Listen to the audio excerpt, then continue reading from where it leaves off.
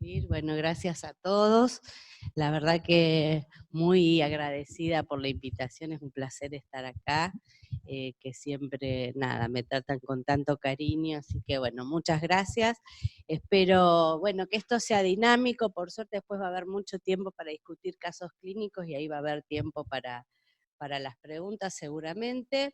Y la primer conferencia se va a tratar un poquito de tratar de entender cuál es el concepto del tratamiento temprano en enfermedad inflamatoria intestinal y tratando de evitar el daño irreversible. ¿Por qué hablamos? Esto no sé. ¿No anda el mío? ¿Sí? ¿Por qué hablamos de daño irreversible?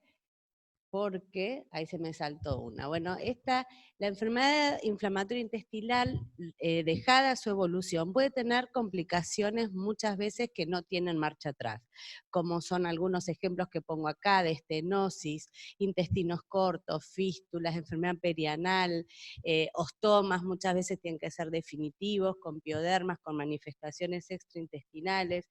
Entonces, es un desafío tratar de evitar llegar a este punto. Y esto es tanto para colitis ulcerosa como para enfermedad de Crohn. Si bien la colitis ulcerosa se suele considerar una enfermedad más benigna, esto no es así, es un error creer que es una enfermedad que en general anda bien y que uno puede dejar librada un poco al azar. Como vemos en esta revisión sistemática que incluye muchos pacientes, más de 15.000, un porcentaje importante va a extenderse en la progresión, se va a progresar la extensión colónica afectada con impacto en el riesgo de cáncer y colon, más del 50% tienen recaídas y requieren corticoides con un porcentaje importante de internaciones y unas tasas de colectomía que a pesar de los avances no han logrado disminuirse mucho, siendo más o menos un 10% a 10 años y duplicándose a 20 años, con lo cual todavía hay impacto y la cirugía hoy por hoy es una realidad que muchas veces es necesaria, pero sigue causando gran impacto. El cáncer de colon es el otro gran cuco, si uno quiere, de la colitis ulcerosa, que si bien la incidencia es mucho menor de lo que había sido reportado previamente, sigue siendo mayor que la población general y hay que estar atentos a esto también. Recordemos que los factores de riesgo para tener cáncer de colon incluyen una inflamación crónica no controlada. Quizá este es el peor factor de riesgo, que la enfermedad esté activa crónicamente, colitis extensas, tiempo de evolución prolongado y la colangitis esclerosante primaria asociada. Este gráfico es muy conocido por muchos de los que nos dedicamos a enfermedad inflamatoria intestinal, pero es muy importante para entender el concepto del tratamiento precoz. La mayoría de los pacientes, más del 80% del diagnóstico tiene un patrón benigno, que le decimos nosotros, o inflamatorio, pero con el tiempo, a 20 años, la gran mayoría va a haber tenido estenosis o fístulas con un impacto importante en la calidad de vida, aparejado esto al riesgo de cirugías que va aumentando en el tiempo. El riesgo de cirugías en la enfermedad de Crohn es un 70% aproximadamente a 15 años, y recordemos que cuando un paciente con una enfermedad de Crohn es intervenido quirúrgicamente, el riesgo de requerir 2 y 3 cirugías, o sea, de ser intervenido nuevamente, va aumentando con el tiempo. Así que en base a esto y teniendo en cuenta el impacto que tienen estas enfermedades en la calidad de vida, la verdad que hoy por hoy la calidad de vida y lo que el paciente necesita de nosotros tiene que ser un objetivo en el tratamiento, y las secuelas emocionales que traen estas enfermedades muchas veces son importantes. Esta es una foto de un paciente con enfermedad inflamatoria que a mí me gusta mucho porque un poco demuestra qué es lo que siente el paciente con la enfermedad. Se siente como encadenado a esto, limitando mucho su vida. Este es un trabajo muy interesante en el cual comparan la colitis ulcerosa con otras enfermedades como la artritis reumatoide, y vemos cómo en la enfermedad inflamatoria los pacientes sienten que la enfermedad controla su vida, inclusive más que con otras enfermedades crónicas, muchas de ellas autoinmunes. Esto es un estudio muy interesante que la verdad que los que nos dedicamos a enfermedad inflamatoria lo deberíamos leer, porque un poco nos pone de manifiesto qué sienten los pacientes, y la verdad es que, bueno, fue un estudio hecho por la Sociedad de pacientes en Europa, y hay datos muy interesantes. Dentro de estos, muchos tienen que ajustar su vida laboral, tienen que empezar a trabajar desde su casa para evitar la exposición de tener que ir al baño, se sienten discriminados, sienten dificultad en formar parejas y amigos, y un porcentaje no menor culpan a la enfermedad por la ruptura de pareja. Entonces, el impacto, la calidad de vida tiene un rol muy importante en el manejo. Entonces, teniendo en cuenta todo esto, el impacto en la calidad de vida y la evolución progresiva de la enfermedad, como dijimos, si uno la deja librada al azar, el porcentaje de estenosis, fístulas, cirugías, recaídas con nuevas estenosis va aumentando en el tiempo. Y ahí, con esto es que empezamos a hablar o a incorporar el concepto de ventana de oportunidad, que esto quiere decir disminuir el retraso en el diagnóstico, que sigue siendo un problema muy importante en todos lados, lo tardío en el cual uno diagnostica la enfermedad, y tratar de identificar los pacientes precozmente que van a evolucionar mal, que es el desafío más importante, identificar los que tienen factores de mal pronóstico y en esto ser especialmente intensivos. Bien, esto un poco para demostrar lo que les decía, el retraso en el diagnóstico es un marcador pronóstico de mala evolución.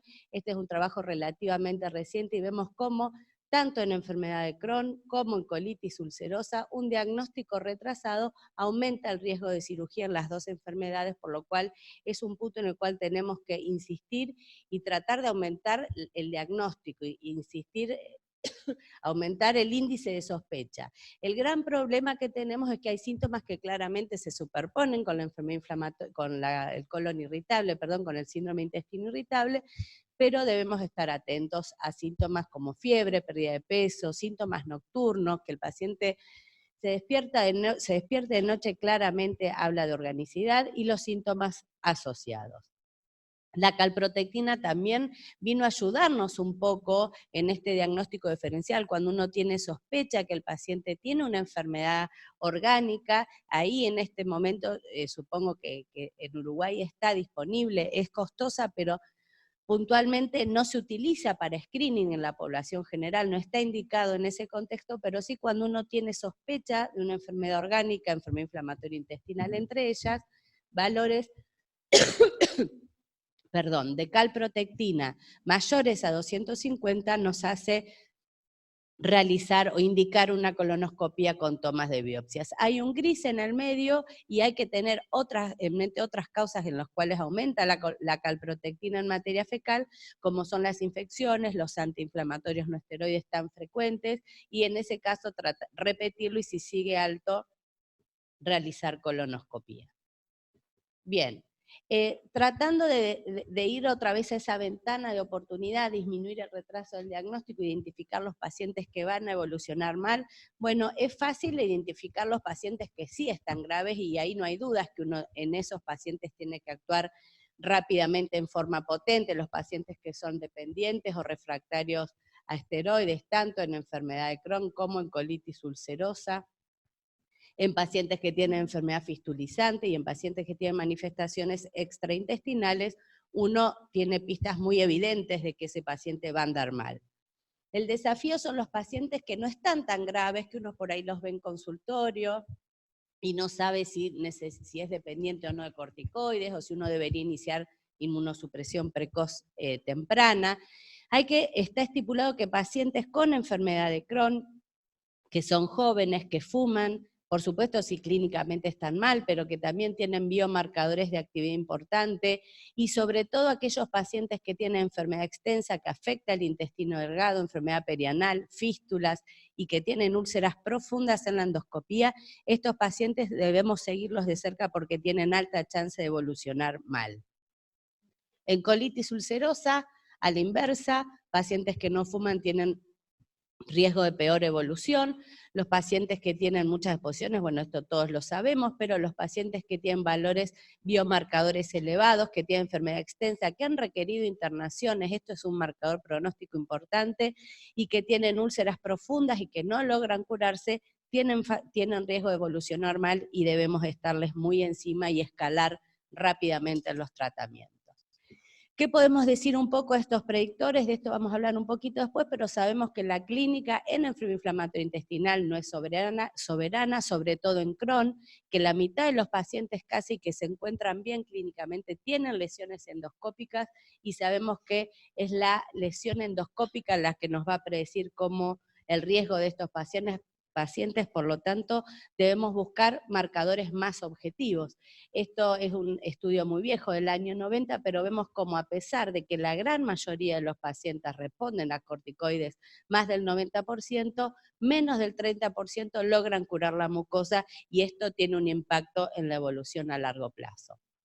La proteína C reactiva tiene utilidad como predictor de mala evolución. Esto es un conjunto de estudios que muestran cómo pacientes que tienen valores altos de PCR, entre otros factores, tienen altas chances de requerir colectomía si al día 3 no se logran normalizar los valores de proteína C reactiva, con lo cual tiene utilidad sobre todo en este contexto de enfermedad grave de colitis ulcerosa.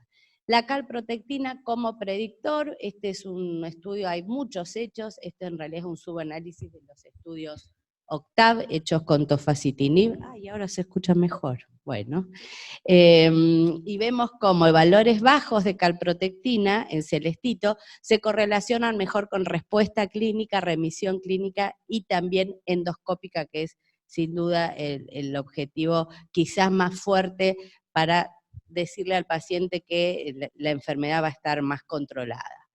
Y yendo a la endoscopía, todo se compara con la endoscopía, es el gol estándar en predicción porque se ha demostrado que los pacientes que logran curar la mucosa tienen mayor probabilidad de estar en remisión clínica prolongada, pero lo que es más importante, estos son los pacientes que lograron la curación mucosa, ven cómo la probabilidad que siga bien es mucho mayor.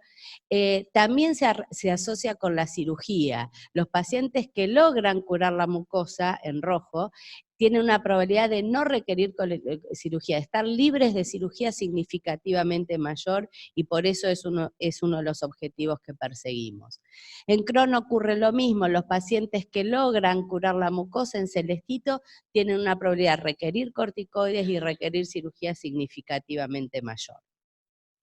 La resonancia tiene su utilidad sobre todo en Crohn, sabemos que la enfermedad de Crohn es una enfermedad transmural y muchas veces el intestino delgado no es accesible a la endoscopía y ahí es cuando tiene el lugar más importante la enteroresonancia, y más allá del diagnóstico, justamente el grupo del Clínic de Barcelona creó un índice que se llama María, que es bastante conocido, que permite establecer en base al engrosamiento de la pared, a la hipercaptación del contraste, al edema de la mucosa y a la presencia de úlceras, la actividad pero también la severidad de estos pacientes.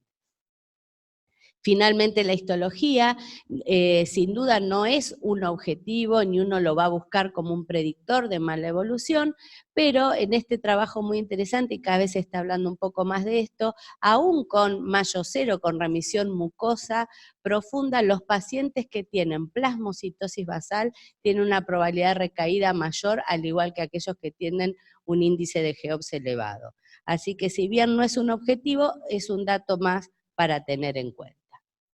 Y ya yendo un poco a redondear el motivo de quizá esta charla es, intervenimos precozmente a nuestros pacientes. ¿Esto es más eficaz, ser potentes, ser más agresivos, entre comillas, de entrada? ¿Esto ha cambiado la historia de nuestros pacientes?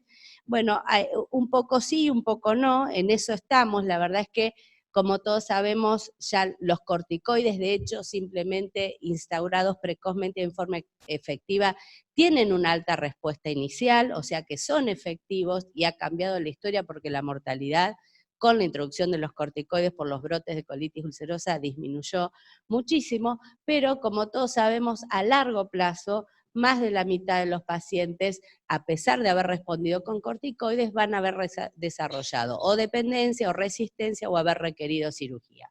Por lo tanto, tenemos que pensar en otras alternativas. Las tiopurinas, este estudio es viejo, pero siempre me gusta mostrarlo porque en base a esta poca efectividad a largo plazo de los corticoides, se fue utilizando cada vez más las tiopurinas, desde el año 78 acá hasta el 2002, y en este trabajo no vieron diferencias en la cirugía a pesar del mayor uso.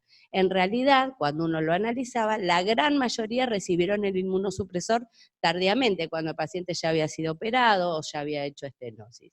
Y ahí empieza el concepto de usar precozmente los tratamientos potentes. La verdad que con lo que hay más escrito es con biológicos, porque es con lo que hay más, digamos, investigación y es en lo que la industria aporta mucho y no vamos a tener mucho más de tratamiento precoz, por ejemplo, con azatioprina, pero sí se ha visto que con biológicos, si uno utiliza precozmente el tratamiento, antes de los 2 años de evolución, por ejemplo, la respuesta es mucho mejor que si uno lo utiliza tardíamente cuando ya hay complicaciones. Esto es con certolizumab, inclusive analizaron cuando se los daban tan precoz como dentro del año de evolución y vemos cómo la respuesta es significativamente mejor. Los biológicos han ido cambiando un poco la historia, sobre todo de la enfermedad perianal y la enfermedad fistulizante, y en esta revisión sistemática se ve cómo con el tiempo, tanto en este caso se analizó infliximab como adalimumab, disminuyeron el riesgo de internaciones y de cirugías, tanto en Crohn como en colitis ulcerosa. Y el uso temprano también tiene un lugar. Este es un estudio que se llamó REACT, que hacían inmunosupresión combinada en azul y el tratamiento convencional en rojo, y ven cómo los pacientes que precozmente se les daba inmunosupresión combinada tuvieron una tendencia menor a requerir cirugías y complicaciones serias. Este estudio es muy interesante en pediatría con casi 1.500 niños y les daban el biológico dentro de los 3 meses del diagnóstico, algo bastante fuerte y discutido, pero bueno, así hicieron este trabajo y ven como aquellos niños en los que se usó precozmente el tratamiento biológico tuvieron menor progresión a fístulas y estenosis. Así que si bien la tendencia actual es ser más agresivos con el tratamiento, más potentes, debemos tener presente que algunos pacientes no se van a complicar y algunos sí. Entonces, la verdad es que uno no puede iniciar tratamiento intensivo a todos, no debemos tampoco pecar de sobretratar a los pacientes, entonces es importante, en principio, el diagnóstico precoz, como dijimos, e identificar los pacientes que tienen mal pronóstico. Esto quizás es el desafío más importante y tratar de ser muy personalizada e individualizada la decisión y tratar de establecer objetivos de tratamiento combinados con las decisiones del paciente, y en esto es un poco la tendencia actual del famoso treat to target, que es en enfermedad inflamatoria intestinal, no es uno solo. En enfermedad inflamatoria intestinal este objetivo terapéutico es combinado teniendo en cuenta claramente la calidad de vida del paciente, lo que el paciente necesita, ir tratando de hacer un control muy cercano, seguido con biomarcadores, imágenes. Esta es la forma quizá más certera de evitar que los pacientes se compliquen. Esto es el famoso consenso STRIDE, que no se los voy a decir, pero el consenso STRIDE, que está dado por la Organización Internacional del Estudio de las Enfermedades Inflamatorias Intestinales, tienen como objetivo final del tratamiento restaurar la calidad de vida del paciente, logrando la remisión clínica, la remisión endoscópica, como les decía recién, pero siempre de la mano de lo que el paciente requiere, que son los llamados PROS, objetivos particulares de cada uno. Este es un algoritmo propuesto, guiado por objetivos. Como les decía, es muy fácil cuando el paciente tiene una enfermedad leve o una enfermedad severa, ahí no hay muchas dudas del tratamiento. El desafío es este grupo del medio que tiene una enfermedad moderada, debemos valorar el riesgo y, según el riesgo, ser más o menos intensivos con el tratamiento. La otra clave de este treat to target, que ha demostrado disminuir las complicaciones, es ser muy estrictos con los controles. A cada 3 meses evaluar la clínica, los biomarcadores, a los 6 meses de iniciar un tratamiento, evaluar endoscópicamente dónde estamos parados, ir redefiniendo los objetivos y los esquemas según cómo evolucione el paciente. Y para terminar con esto me gustaría brevemente hablar de que es distinto hablar de actividad de severidad. Esto es un concepto también relativamente nuevo que estamos viendo ahora. La actividad nos habla de cómo está el paciente hoy, de la actividad clínica, los signos, la bioquímica y la endoscopía, y es distinta de la severidad, que nos habla de toda la historia de la enfermedad, la carga completa. Estas son enfermedades de por vida que van acumulando daño. Así que la actividad nos habla de cómo está el paciente hoy y la severidad de la película. ¿Y por qué esto es importante? La severidad está constituida por distintos aspectos, el impacto en el paciente, la carga inflamatoria y el curso, esto que les decía yo, si tuvieron cirugías, manifestaciones extraintestinales, y es única en cada paciente, y estos ejemplos son muy útiles para entender el concepto, porque podemos tener dos pacientes con Crohn, uno que tiene una enfermedad extensa de intestino delgado, con lesiones endoscópicas moderadas, y el paciente no se entera, son los pacientes más difíciles por ahí de diagnosticar. Este paciente tiene una importante carga inflamatoria con un curso no complicado aún. Y por otro lado, podemos tener un paciente con una estenosis ileal corta, pero con síntomas discapacitantes. En este caso, la actividad, la carga inflamatoria es mucho menor, pero el impacto es mayor. Otro ejemplo, paciente con colitis ulcerosa y colangitis esclerosante, que suelen ser oligosintomáticos. El riesgo de este paciente es altísimo de complicarse, de tener cáncer, y sin embargo, un paciente que tiene una rectitis está mucho más afectado, está mucho más severo quizás que el anterior. ¿Y qué es lo importante para decidir? Por eso me gusta decir esto, porque la actividad te sirve para que el paciente se sienta mejor, pero la severidad, ver toda la película del paciente, nos sirve para planificar la mejor estrategia. Entonces, tenemos un paciente 1 recién diagnosticado con esta actividad y uno instaura un tratamiento, pero podemos tener otro paciente con la misma actividad, pero en un momento de su historia mucho más complicado. Entonces, ¿qué es lo importante? ¿Solo mejorar la actividad o ver toda la historia y el riesgo de complicaciones futuras?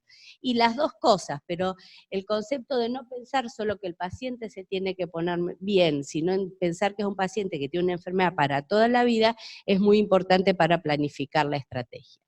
Así que como conclusiones, es importante la sospecha y el diagnóstico precoz, debemos reconocer los factores de mal pronóstico para guiar el tratamiento en la mejor forma posible, no podemos arreglar lo que ya está, las estenosis, las fístulas, debemos intentar prevenirlas, y para esto es importante dejar de perseguir la enfermedad por atrás y, como les decía recién, ver toda la película, ver la severidad del paciente y tratar de evitar complicaciones irreversibles.